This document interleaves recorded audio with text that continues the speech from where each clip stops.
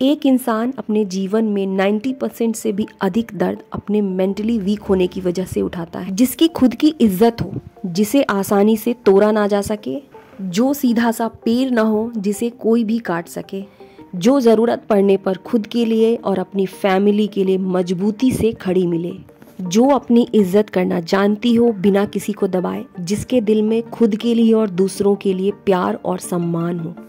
ऐसा इंसान बनने की मेरी इच्छा शुरू से थी और यकीन जानिए आज भी इस पर काम ही कर रही हूँ। इस वीडियो पर क्लिक करने का मतलब ही है कि आप भी एमी की तरह मेंटली स्ट्रॉन्ग बनना चाहती हैं। एमी जो कि एक बहुत बड़ी साइकोथेरेपिस्ट और राइटर भी है।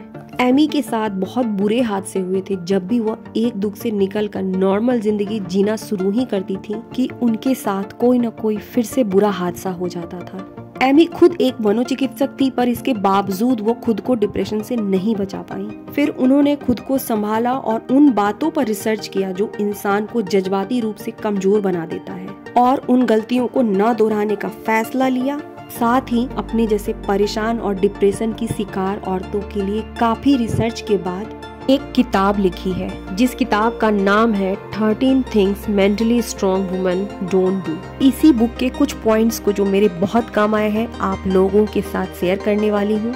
सबसे पहला और इम्पोर्टेंट पॉइंट ये होता है कि जो भी मेंटली स्ट्रॉन्ग लोग होते हैं वो खुद को सम्मान देते हैं। दिन भर काम करने के बावजूद हमारे मुंह से 2-3 लाइनें हमेशा निकलती रहती हैं, यार मैं बहुत आलसी हो गई हूँ, मुझसे कुछ नहीं होता है, मैं सब कुछ भूल जाती हूँ। हम और आप अपनी फैमिली में ही या आस पड़ोस में भी देख सकते हैं जो लोग भी मेंटली स्ट्रॉन्ग हैं वो खुद के बारे में बहुत ही अच्छे विचार रखते हैं। भले ही उन्हें कुछ आता हो या ना आता हो, पर इस तरह के अफर्मेशन अपने लिए कभी नहीं दोहराते हैं। बार बार इस तरह की नेगेटिव बातें करते रहने से अपने बच्चों तक के सामने हम अपने सम्मान को खो देते हैं। दूसरा और बहुत ही इम्पोर्टेंट पॉइंट यह है कि हमें सबको खुश करने की ज़रूरत नहीं होती है। घर, परिवार, समाज सबके साथ तालमेल बना करके रखना, सबको खुश रखना हमें बचपन से ही सिखाया जाता है। एक इंसान के लिए यह पॉसिबल हो ही नहीं सकता है कि वह सबको खुश रख सके। अपना 100% देने के बावजूद कोई ना कोई आपसे नाराज और दुखी जरूर मिल जाएगा। लेकिन जो लोग भी मेंटली स्ट्रॉन्ग होते हैं वो सबको खुश करने की ज़रूरत नहीं समझते हैं। मेंटली स्ट्रॉन्ग पीपल यह जानते हैं कि उन्हें किसे हाँ कहना है और किसे ना कहना है, किसको कितना खुश करने की ज़रूरत है। वे अपनी बाउंड्रीज को पहचानते हैं, ना कहना भी जानते हैं।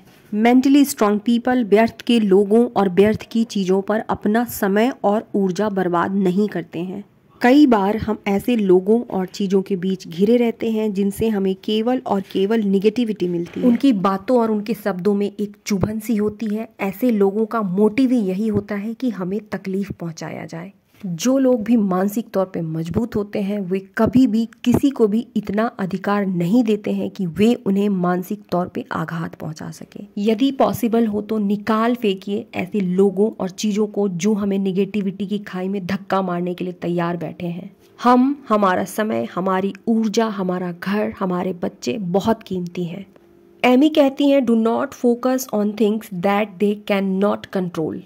उन चीज़ों पर ध्यान ना देना जिसे नियंत्रण नहीं किया जा सकता है, ये मेंटली स्ट्रॉन्ग लोगों की निशानी होती है। हमारे जीवन में बहुत सी ऐसी बातें और घटनाएं होती है जिस पर हमारा कोई कंट्रोल नहीं होता है, इसलिए हमें केवल उन्हीं बातों पर ध्यान देना चाहिए जो हमारे कंट्रोल में है और यही बातें हमें खुशी देती हैं। पर कई बार इन चीज़ों पर से हम अपना ध्यान हटा ही नहीं पाते हैं। हमें चिंता, डर और परेशानी सताने लगती है। अगर आपको लगे कि भविष्य का कुछ भी पता नहीं है और जिंदगी बेकाबू लगे तो इसकी भी एक टेक्निक है।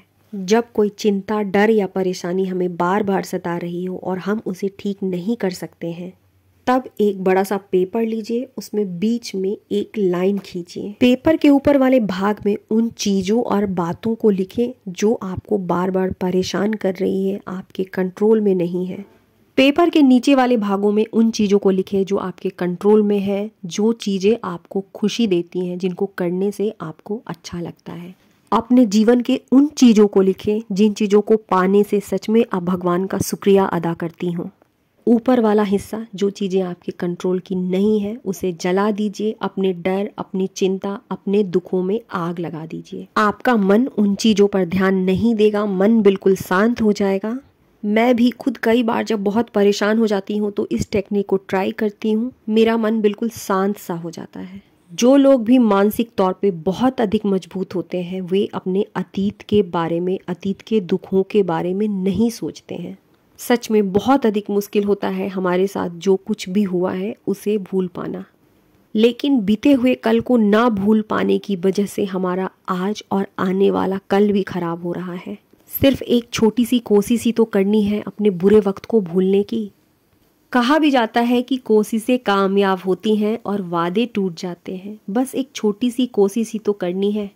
क्या पता ये छोटी सी कोशिश अपने बुरे गुजरे हुए पास्ट से हमें बाहर निकाल दे। इस किताब के कुछ ऐसे पॉइंट जिसने सच में मुझे फ़ायदा पहुंचाया है, मुझे छुआ है, साथ में मेरे कुछ एक्सपीरियंस, दोनों को मिला करके आज की वीडियो में आप लोगों के सामने लाई हूँ। यदि पसंद आए तो लाइक कीजिएगा। मन में कई ऐसे उलझन हैं जिसे आप किसी से शेयर नहीं कर पा रही हैं, कहीं पूछ नहीं पा रही हैं, कमेंट बॉक्स में एक बार ज़रूर लिख दीजिएगा। हो सकता है शायद मैं उस प्रॉब्लम के बारे में कुछ बात कर सकूं।